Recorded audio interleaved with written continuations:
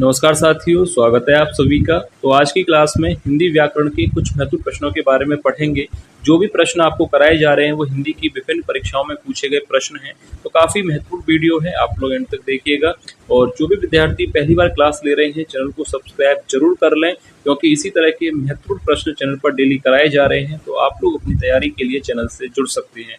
तो चलिए वीडियो को शुरू करते हैं और देखते हैं पहला प्रश्न। तो देखिए, पहला प्रश्न है, क्षणिक का विलोम शब्द होगा। ऑप्शंस दिए गए हैं, दुर्गम, बी शाश्वत, सी अक्षणिक या ऑप्शन डी विक्षणिक। यह प्रश्न परीक्षा में पूछा गया था कि क्षणिक का विलोम शब्द क्या होगा। तो राइट आंसर आपको याद रखना है, ऑप्शन बी यहाँ पर राइट होगा, शाश्वत। क्षणिक का अर्थ होता है पल भर के लिए या क्षण भर के लिए, और शाश्वत का अर्थ होता है सदैव या हमेशा के लिए। तो यहाँ पर क्षणिक का विलोम होगा शाश्वत, ऑप्शन बी राइट आंसर होगा। नेक्स्ट क्वेश्चन है, जो प्रमाण से सिद्ध ना हो सके के लिए एक शब्द क्या होगा। ऑप्शंस दिए गए हैं, अप्रमाणित, बी अपरिमित, सी अनप्रमाणित या ऑप्शन डी अप्रमेय। तो जो प्रमाण से सिद्ध ना हो सके कहा जाता है अप्रमेय। परीक्षा में पूछा गया था कि जो प्रमाण से सिद्ध ना हो सके के लिए एक शब्द क्या होगा, तो अप्रमेय राइट आंसर होगा। अगर प्रश्न होता कि जो प्रमाण से सिद्ध हो सके तो एक शब्द होता प्रमेय। याद रखिए, जो प्रमाण से सिद्ध ना हो सके अप्रमेय, और जो प्रमाण से सिद्ध हो सके वह होता है प्रमेय। दोनों याद रखिएगा, परीक्षा में पूछे जाते हैं। नेक्स्ट क्वेश्चन है, जिसकी कोई उपमा ना दी जा सके कहा जाता है, यानी इसके लिए एक शब्द क्या होगा, उपमेय, उपमान, अनुपम या अनुपमा। तो देखिए, अनुपम का अर्थ होता है जिसकी कोई उपमा ना हो या जिसकी कोई उपमा ना दी जा सके, उसे कहा जाता है अनुपम। ऑप्शन सी यहाँ पर राइट आंसर हो जाएगा। नेक्स्ट क्वेश्चन है, सन्मार्ग का विलोम शब्द क्या होगा। सहज मार्ग, सुमार्ग, अमार्ग या ऑप्शन डी कुमार्ग। तो देखिए, सन्मार्ग का विलोम क्या होगा, परीक्षा में पूछा गया था, तो आपको याद रखना है ऑप्शन डी कुमार्ग। सन्मार्ग का विलोम होता है कुमार्ग। नेक्स्ट क्वेश्चन है, श्रेयस का पर्यायवाची शब्द है। ऑप्शंस दिए गए हैं, उत्पातु, सुकीर्ति, ऑप्शन सी अपकीर्ति या ऑप्शन डी सृजन। तो श्रेयस का पर्यायवाची शब्द क्या होगा, तो यहाँ पर विकल्प बी बिल्कुल सही हो जाएगा, सुकीर्ति। श्रेयस का पर्यायवाची शब्द होता है सुकीर्ति, कीर्ति, यश। याद रखिएगा, ये सब पर्यायवाची होते हैं श्रेयस के। नेक्स्ट क्वेश्चन है, वर्तिका का तद्भव शब्द क्या होगा। परीक्षा में पूछा गया था कि वर्तिका का तद्भव शब्द क्या होगा, मात्रक, 32, बाट या बत्ती। तो देखिए, वर्तिका का अर्थ क्या होता है, वर्तिका का अर्थ होता है दीपक की बाती।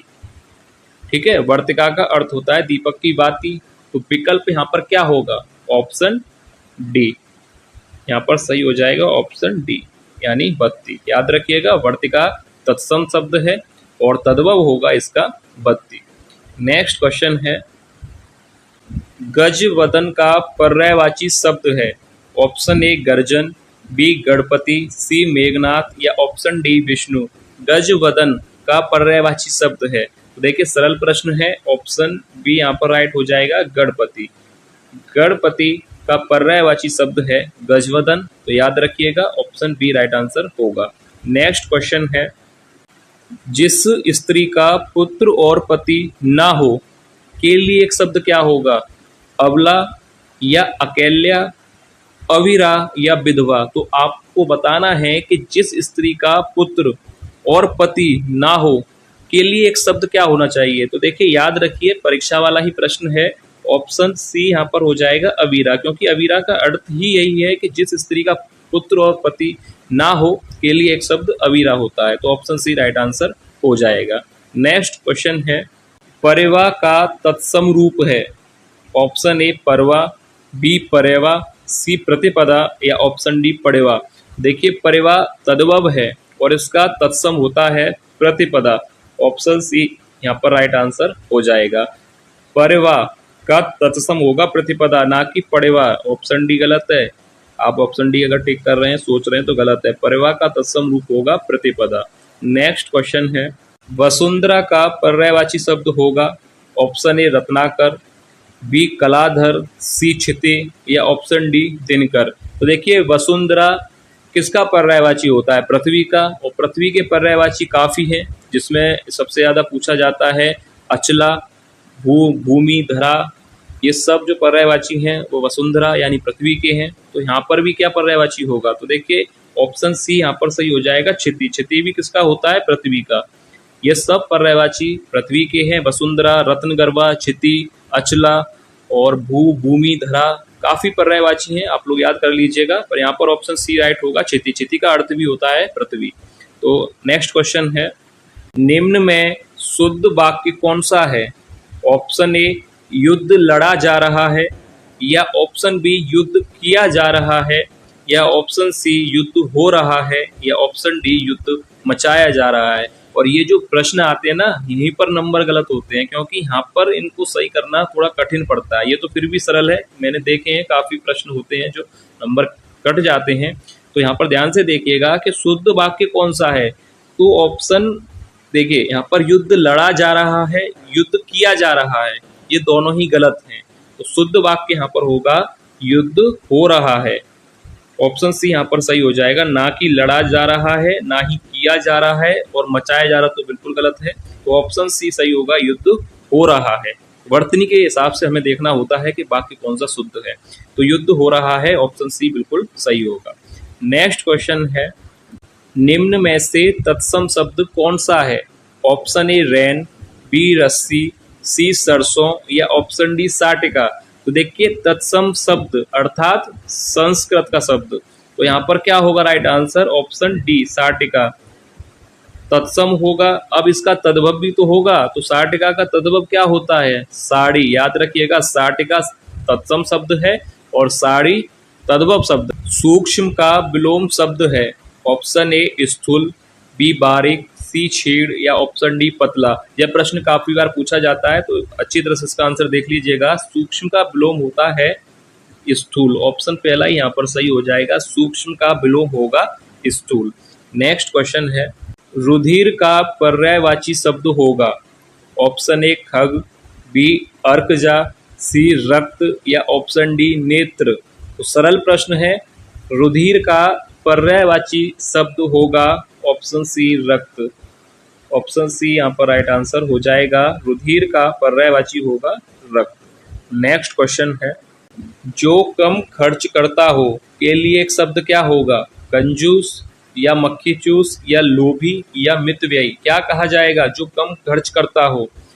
तो इसके लिए एक शब्द याद रखिएगा, ऑप्शन डी होगा मितव्ययी। कम खर्च करने वाले को मितव्ययी कहा जाता है, ना कि कंजूस। ऑप्शन डी यहाँ पर राइट आंसर हो जाएगा। दूध का पर्यायवाची शब्द होगा। ऑप्शन ए सुधा, बी अमीय, सी पीयूष, या ऑप्शन डी घन। तो यहाँ पर राइट आंसर क्या होगा? दूध का पर्यायवाची शब्द क्या होना चाहिए? सुधा, अमीय और घन। ये तीनों ही गलत हैं, सही होगा पीयूष। दूध का पर्यायवाची शब्द होता है पीयूष। याद रखिएगा, ये भी एग्जाम में आया था प्रश्न, दूध का पर्यायवाची शब्द क्या है? तो राइट आंसर याद रखना है आपको, सी पीयूष। नेक्स्ट क्वेश्चन है, निम्न में शुद्ध वाक्य कौन सा है? ऑप्शन ए चाय ठंडा हो गया, या बी हलवा गरम गरम अच्छी लगती है, या सी पकने से पहले जामुन हरी होती है, या ऑप्शन डी पेड़ लगाओ जीवन बचाओ। तो देखिए यहाँ पर राइट आंसर क्या होगा, शुद्ध वाक्य कौन सा है? तो ऑप्शन डी सरल प्रश्न है, हो जाएगा यहाँ पर कि पेड़ लगाओ जीवन बचाओ। तो यहाँ पर ऑप्शन डी राइट आंसर हो जाएगा।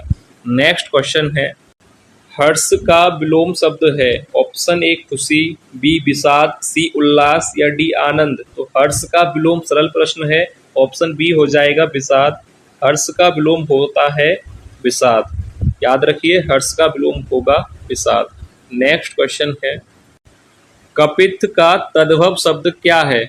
ऑप्शन ए कपूर, बी कैथा, सी केला, या डी खजूर। देखिए प्रश्न पूछा है कि कपित्थ का तद्भव शब्द, यानी कपित्थ तत्सम शब्द है और इसका तद्भव होता है कैथा। ऑप्शन बी यहाँ पर राइट आंसर हो जाएगा। कपित्थ तत्सम शब्द है और इसका तद्भव होगा कैथा। नेक्स्ट क्वेश्चन है, स्वप्न का विलोम शब्द होगा। ऑप्शन ए दिवा स्वप्न, बी खुमारी, सी निद्रा, या ऑप्शन डी जागरण। तो स्वप्न का विलोम शब्द होता है जागरण। ऑप्शन डी यहाँ पर राइट आंसर हो जाएगा। ये तीनों गलत हैं, दिवा, स्वप्न, कुमारी, निंद्रा, ये सब गलत हैं। ऑप्शन डी जागरण। नेक्स्ट क्वेश्चन है, संकीर्ण का विलोम शब्द होगा। ऑप्शन ए अनुदार, बी उत्कीर्ण, सी उदार या ऑप्शन डी विकीर्ण। तो संकीर्ण का विलोम शब्द होता है विकीर्ण। ऑप्शन डी राइट आंसर हो जाएगा। संकीर्ण का विलोम शब्द क्या होगा? विकीर्ण। नेक्स्ट क्वेश्चन है, वाक्य के किस भाग में त्रुटि है? ऑप्शन ए राम ने अपनी, बी गलती के लिए, सी क्षमा, ऑप्शन डी की भीख मांगी। तो वाक्य को पहले पूरा पढ़ते हैं कि राम ने अपनी गलती के लिए क्षमा की भीख मांगी। तो यहाँ पर किस भाग में त्रुटि होगी? तो देखिए, राम ने अपनी सही है, गलती के लिए सही है, क्षमा की भीख मांगी। तो यहाँ पर देखिए की भीख नहीं होगा, यहाँ पर त्रुटि है। वाक्य होना चाहिए कि राम ने अपनी गलती के लिए क्षमा मांगी। यहाँ पर की भीख गलत है, तो यहाँ पर ऑप्शन डी ही सही हो जाएगा कि इसी भाग में त्रुटि है। नेक्स्ट क्वेश्चन है, भला चाहने वाला के लिए एक शब्द क्या होगा? ऑप्शन ए निस्वार्थ, बी पुण्यात्मा, सी हितैषी या डी सहायक। भला चाहने वाला एक शब्द क्या होगा? निस्वार्थ होगा? नहीं। पुण्यात्मा होगा? नहीं। सहायक गलत है। भला चाहने वाले को कहा जाता है हितैषी। ऑप्शन सी यहाँ पर राइट आंसर हो जाएगा। याद रखिए, भला चाहने वाले के लिए एक शब्द क्या होगा? हितैषी। नेक्स्ट क्वेश्चन है, गरल शब्द का विलोम होगा। ऑप्शन ए शरबत, बी सुधा, सी रस या डी जल। तो गरल शब्द का विलोम क्या होगा? तो यहाँ पर राइट आंसर हो जाएगा ऑप्शन बी सुधा। अब देखिए, गरल शब्द का अर्थ क्या होता है? गरल का अर्थ होता है विष यानी जहर, और इसका विलोम क्या होगा? विष का विलोम क्या होगा? अमृत, और अमृत का पर्यायवाची क्या होता है? सुधा। तो गरल का अर्थ है विष यानी जहर, तो इसका जो विपरीत अर्थ शब्द होगा वो होगा अमृत या सुधा। तो यहाँ पर विकल्प में सुधा दिया गया है, तो ऑप्शन बी राइट आंसर हो जाएगा। नेक्स्ट क्वेश्चन है, शुद्ध वर्तनी वाला शब्द है। ऑप्शन ए मानवीयकरण, बी मानवीकरण, सी मानवीकरण या मानवीकरण। तो देखिए, शुद्ध वर्तनी वाला शब्द है, तो सी और डी तो गलत है, ये तो आपको पता है कि सी और डी तो होंगे नहीं। मानवीयकरण होता है या मानवीकरण होता है? शुद्ध वर्तनी किसकी होगी? मानवीय या मानवी? तो ऑप्शन देखिए बी याद रखिएगा, मानवीकरण होता है, मानवीयकरण नहीं। तो ऑप्शन बी यहाँ पर राइट आंसर हो जाएगा। नेक्स्ट क्वेश्चन है, पर्ण का तद्भव शब्द क्या होगा? ऑप्शन ए पत्र, बी पर्ण, सी पन्ना या ऑप्शन डी पत्रा। तो ये है वीडियो का लास्ट प्रश्न, और हर वीडियो में एक प्रश्न आपको दिया जाता है। तो आज का यह प्रश्न आपको करना है, बताइएगा कि पर्ण शब्द का तद्भव क्या होगा। ये एक टेस्ट प्रश्न समझिए, और जो भी राइट आंसर हो आप लोग कमेंट करके बताइएगा कि पर्ण का तद्भव शब्द क्या होगा। ठीक है, और जो भी विद्यार्थी पहली बार क्लास ले रहे थे, चैनल को सब्सक्राइब जरूर कर लीजिएगा अपनी तैयारी के लिए। तो चलिए मिलेंगे नेक्स्ट क्लास में और महत्वपूर्ण प्रश्नों के साथ। तब तक के लिए धन्यवाद।